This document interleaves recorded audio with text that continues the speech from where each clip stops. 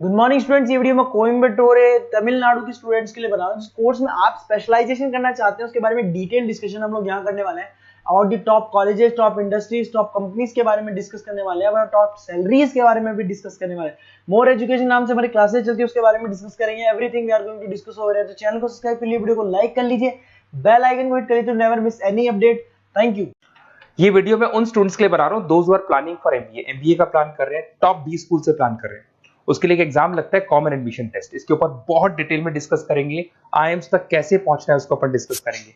इसके अंदर cat exam की इंपॉर्टेंट डेट्स, कैट एग्जाम क्या होता है, एग्जामिनेशन पैटर्न क्या है, एलिजिबिलिटी क्या है, एग्जामिनेशन स्ट्रेटजीज क्या है, कैसे आपको एग्जाम देना चाहिए, आईएम्स तक पहुंचेंगे तो उसके कट ऑफ्स क्या होंगे और नॉन आईएम्स कॉलेज के कट ऑफ क्या होंगे, सब डिस्कस करेंगे। न्यूज़पेपर में आया था 42% कम 2027 तक मशीनें करेंगी। तो आर्टिफिशियल इंटेलिजेंस और मशीन लर्निंग की बहुत जबरदस्त डिमांड आने वाली है।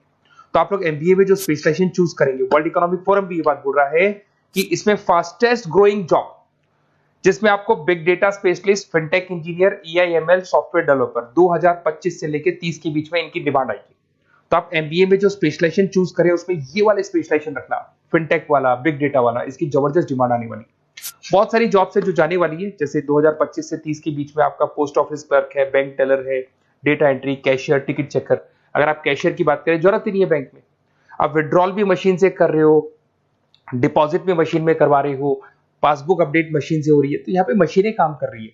तो बहुत सारी जॉब्स आने वाली और जाने वाली है। तो आप स्पेशलाइजेशन वो चूज करना जिसकी मार्केट में जबरदस्त डिमांड है। बेसिकली मेरा क्लासेस चलता है, मैं एमबीए को पढ़ा रहा हूँ 2006 से। 17-18 साल का एक्सपीरियंस है, बहुत सारे बच्चे निकाल चुका हूँ मेरे पास। अब देखो आपको क्लासेस दिखाई दे रही होंगी। उसके अलावा सबसे इंपॉर्टेंट चीज IIM अहमदाबाद। मैं हर साल बच्चों को IIM अहमदाबाद लेके जाता हूँ। 50-60 स्टूडेंट्स जाते हैं, साथ में मेरे लेक्चर्स भी होते हैं वहाँ पे। तो आप लोग, IIM Ahmedabad is a dream college of MBA. अगर मैं एमबीए की बात करूँ तो एमबीए का जो ड्रीम कॉलेज है वो IIM अहमदाबाद है। तो आप ये मान के चलो, इस कॉलेज के लिए बच्चा पढ़ता है और कैट का एग्जाम देता है। अगर यहाँ से बच्चा निकलता है तो बहुत बड़ा पैकेज लेके निकलेगा। देखो हर साल मैं बच्चों को लेके जाता हूँ, दिख रहा होगा आपको। उसके अलावा मैं मुंबई में पढ़ा रहा हूँ, जयपुर में मैं पढ़ा रहा हूँ। अच्छा, अलग अलग कॉलेजेस में एज अ गेस्ट में वर्क कर रहा हूँ।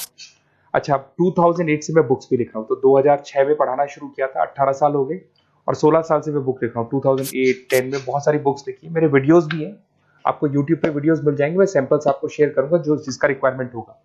अगर आपको बेस्ट कॉलेज का रिक्वायरमेंट हो या फिर कैट के लिए कैसे स्टडीज करनी है उसका रिक्वायरमेंट है कि कौन कौन से कोर्सेज हैं कैट में, कहाँ पे आपको एडमिशन लेना चाहिए और किस तरीके से स्टडीज करनी है, कट ऑफ क्या जाएगा, तो उसके ऊपर आप डिस्कस कर सकते हो। मेरा नंबर है, इस पर कॉल कर सकते हो।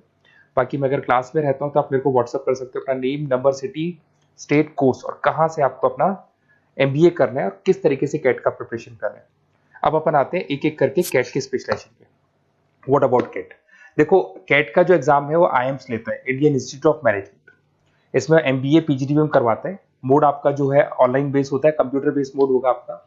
ड्यूरेशन 2 घंटे का आपका पेपर होगा। इसमें आपको verbal ability, reading comprehensive, data interpretation, logical reasoning and quant मिलेगा। तो 3 सेक्शन में डिवाइडेड है पेपर। आपको हर सेक्शन में 40 मिनट्स मिलती है। 2 घंटे का आपका पेपर है, तो उसको कंप्लीट करना है। तो इसमें पढ़ना कैसे है, उसकी स्ट्रेटजीज क्या है, इसको अपन आगे डिस्कस करेंगे। देखो आपको इंपॉर्टेंट डेट्स दिखाई देंगी। नोटिफिकेशन इसका जुलाई 25 तक आ जाता है। उसका रजिस्ट्रेशन अगस्त में स्टार्ट होते हैं, सितंबर में आपका लास्ट डेट है, एडमिट कार्ड अक्टूबर में आता है, नवंबर में लास्ट संडे, जो लास्ट संडे होता है नवंबर का, उस दिन एग्जाम लगता है इसका, और जनवरी तक रिजल्ट आ जाता है। अब देखो इसमें बहुत सारी चीजें जो अपन डिस्कस करेंगे। टोटल इसमें 66 मार्क्स का पेपर होता है, वेरी भी करता है थोड़ा बहुत। 40 मिनट्स पर सेक्शन को मिलता है। इसके अंदर आपका इंग्लिश है, रीजनिंग है, क्वांट है, इनके लिए अलग अलग टाइम मिलता है। 1/3 इसमें नेगेटिव मार्किंग रहती है, मतलब अगर आपने कोई किसी ऑप्शन बेस्ड क्वेश्चन को तुक्का मारने की कोशिश की तो 1/3 कट जाएगा। एमसीक्यूज में नेगेटिव होता है, और बाकी जो सेक्शनल कट ऑफ जरूरी है इसके अंदर। मतलब ऐसा नहीं है कि आपका इंग्लिश में स्कोर आ गया, मैथ्स में नहीं आया, डीआई में नहीं आया तो सिलेक्शन नहीं होगा। इंडिविजुअल आपका इंग्लिश में भी आना चाहिए, मैथ्स में भी आना चाहिए, डेटा इंटरप्रिटेशन में, तीनों में आना चाहिए आपका। और एमसीक्यूज में जो नेगेटिव मार्किंग है एमसीक्यूज के लिए होगा, नॉन एमसीक्यूज के लिए नेगेटिव मार्किंग नहीं होता है। उसके अलावा अगर मैं एलिजिबिलिटी की बात करूं तो जनरल का अगर स्टूडेंट है तो 50% मार्क्स चाहिए। अगर आपका 50% से कम है, you are not eligible to give the CAT examination. अगर एससी, ओबीसी, रिजर्व कैटेगरी से है तो 45% आपको चाहिए। देखिए, और एज लिमिट नहीं है, कोई भी बच्चा एग्जाम दे सकता है। फाइनल ईयर का स्टूडेंट दे सकता है, फाइनल ईयर होने के बाद भी वो एग्जाम दे सकता है। अगर मैं स्ट्रेटजीज की बात करूं, देखो बार बार मैं एक चीज बता रहा हूं, जब भी आप पेपर को अटेम्प्ट करते हैं इसमें टाइम कम होता है, क्वेश्चन ज्यादा होते हैं। तो यहाँ पर आपको रिजेक्शन आना चाहिए, सिलेक्शन नहीं करना है, रिजेक्शन करना है। बहुत सारे ऐसे क्वेश्चंस होते हैं बहुत इजी है, उसमें 4 से 5 मिनट खराब हो गए और आपने उसका राइट आंसर निकाल दिया। अरे भाई वो 5 मिनट में 5 क्वेश्चंस करने थे आपको, उस क्वेश्चन में फंस के आपने 5 मिनट खराब कर दिए। तो जो क्वेश्चन इजी और आपको लग रहा है सॉल्व हो जाएगा बट टाइम लेगा, आप उसको छोड़ दो, रिजेक्ट कर दो। वो क्वेश्चंस करने हैं जिसमें टाइम कंज्यूमिंग कम होता है। आप अगर टाइम को एकदम से वेस्ट कर देंगे ना तो बाद में रियलाइज होगा टाइम चला गया, क्योंकि मैनेजमेंट एप्टीट्यूड टेस्ट है, जैसे गवर्नमेंट एग्जाम के टेस्ट होते हैं। तो यहाँ पर क्या टाइम सबसे बड़ा इंपॉर्टेंट फैक्टर होता है आपका। तो बेसिकली एक्यूरेसी होना चाहिए, स्पीड होना चाहिए और आपका टाइम बैलेंस होना चाहिए, और साथ के साथ कौन सा क्वेश्चन छोड़ना है और कौन सा करना है। बहुत सारे क्वेश्चन होते हैं जिसमें लालच देता है करो करो करो, बाद में पता लगता है फंस गया उस क्वेश्चन के अंदर और फंसने का टाइम चला गया। तो टाइम नहीं जाना है इसके अंदर। उसके अलावा देखो, अगर मैं आईएम्स की बात करता हूँ, आईएम्स में 99% आईएम अहमदाबाद इज 99% आपको चाहिए।